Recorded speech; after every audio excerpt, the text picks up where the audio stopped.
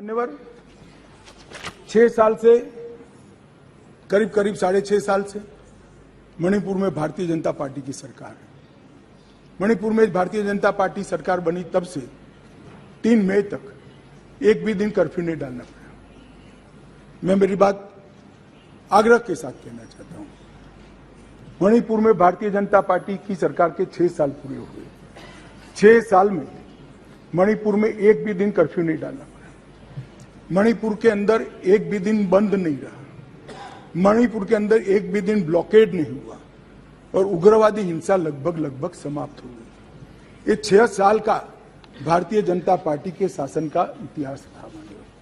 2021 में हमारे देश की पड़ोस में म्यांमार में सत्ता परिवर्तन हुआ और म्यांमार में वहां पर मिलिट्री का शासन आया, डेमोक्रेटिक सरकार गिर गई और वहां पर एक कुकी डेमोक्रेटिक फ्रंट है, इसने लोकतंत्र के लिए आंदोलन चालू करा।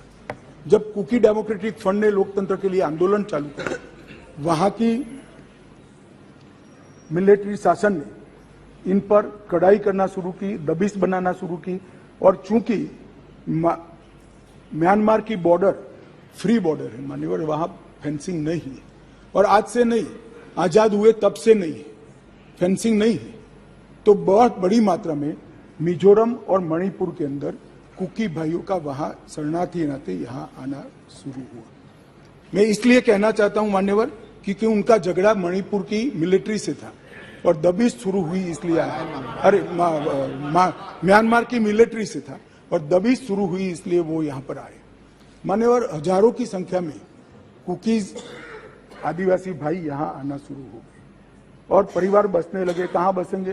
तो जंगल में बसने लगे और एक प्रकार से मणिपुर के बाकी हिस्सों में एक असुरक्षा की भावना हुई कि हमारी जनसांख्यिकी बदल जाएगी। हमने उसको देखा। उसी वक्त मान्यवर हमने गृह मंत्रालय में 2022 में निर्णय किया कि अब ये बॉर्डर को खुला नहीं कर सकते, बॉर्डर बनानी पड़ेगी, फेंसिंग करनी पड़ेगी।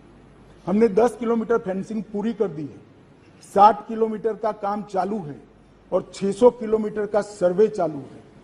आपने 2014 तक कभी फेंसिंग नहीं की। हमने दूरंदेशी से 30 में दंगे हुए, 21 में ही फेंसिंग का काम शुरू कर दिया था। 10 किलोमीटर ट्रायल फेंसिंग बन चुकी है, 60 किलोमीटर का काम चालू है और 600 किलोमीटर का सर्वे बाकी, जिससे ये घुसपैठ को रोका जा सके। फिर एक अनरेस्ट खड़ा होने लगा क्योंकि वहां जनसांख्यिकी बहुत निर्णायक होती है मान्यवर। घाटी में कुकी भाई रहते हैं, पहाड़ पर ट्राइबल भाई रहते हैं, तो उनके घाटी में मतई रहते हैं और पहाड़ पर कुकी और नागा ट्राइबल भाई रहते हैं। तो एक जनसांख्यिकी के बदलाव का बड़ा दबाव रहता है कि हमारी संख्या, हम अल्पमत में आ जाएंगे। तो इसके लिए हमने लगभग जनवरी महीने से हमने वहां पर जितने भी शरणार्थी आए थे उनको एक परिचय पत्रक देने की शुरुआत की। उनका थंब इंप्रेशन लिया, आई इंप्रेशन लिया और थंब इंप्रेशन और आई इंप्रेशन को वोटर लिस्ट और आधार कार्ड के नेगेटिव लिस्ट में डालने का काम किया। ऐसा नहीं है मान्यवर कि यहाँ गृह मंत्रालय के कंट्रोल रूम में कोई आंख मूंद कर हुआ। 2023 में दंगा हुआ, 21 में हमने फेंसिंग चालू करी, 22 में हमने फेंसिंग चालू करी और 23 की शुरुआत में हमने थंब इंप्रेशन और आई इंप्रेशन लेने की शुरुआत की और उसको भारत के वोटर लिस्ट और आधार के नेगेटिव लिस्ट में डालने की। फिर भी ये जिस प्रकार से संख्या बढ़ती गई, एक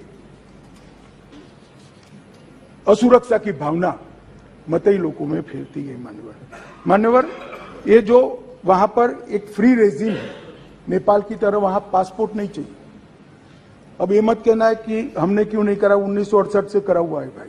1968 से एक समझौता है भारत और ब्रह्मदेश की सरकारों के बीच में कि बॉर्डर के 40 किलोमीटर से जो अंदर आएगा या यहां से 40 किलोमीटर से आ जाए उसको पासपोर्ट नहीं चाहिए। ये समझौता है, किसी को रोकना भी असंभव था। और इतने हजारों किलोमीटर की बॉर्डर में बाढ़ भी नहीं लगी थी, फेंसिंग भी नहीं थी, तो संख्या बढ़ती गई और असुरक्षा बढ़ती गई। इतने में एक अफवाह फैल गई 29 तारीख अप्रैल को कि 58 ये वसाहतें जो थी शरणार्थियों की, उसको गांव घोषित कर दिया गया। अब गांव घोषित करने की अफवाह से ही घाटी में बहुत बड़ा अनरेस्ट शुरू हुआ मान्यवर, और वो अनरेस्ट को भी हमने माइक वाली जीपे चलाई, बताया गया कि भाई कोई गांव घोषित नहीं हुआ है, मगर अफवाहें जब फैलती है तब फैलती है अविश्वास का वातावरण। और घोषित जंगल गांव घोषित किया, जंगल गांव घोषित किया, जो वसाहतें थी उसको, तो उनको लगा है परमानेंट अब यही बस जाएंगे, तो एक अनरेस्ट खड़ा हुआ।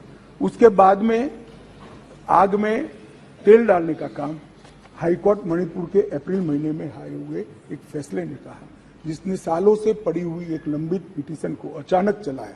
अचानक चलाकर ना भारत सरकार के ट्राइबल आयोग को शपथ पत्र लिया, ना भारत सरकार के ट्राइबल डिपार्टमेंट का लिया, ना भारत सरकार के गृह मंत्रालय का लिया, ना मणिपुर सरकार का लिया, और अचानक ही कह दिया कि 29 अप्रैल के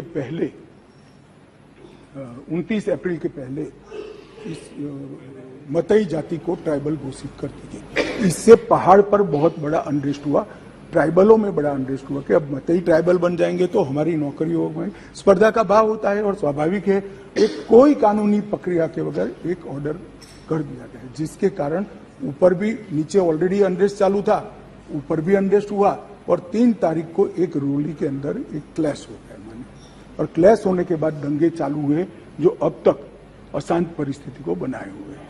अब इस परिस्थिति को आप वो क्यों नहीं गया, ये क्यों नहीं गया, इस तरह से आप तुलना मत करिए।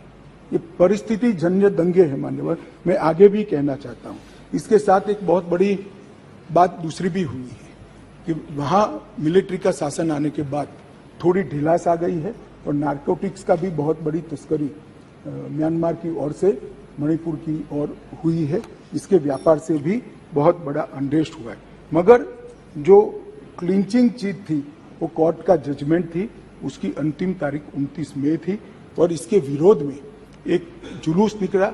जुलूस में दोनों ग्रुपों के बीच में भिड़ंत हुई, और देखते देखते घाटी में और पहाड़ पर दोनों जगह एक दूसरे पर हमले करना, हिंसा करना शुरू हुआ।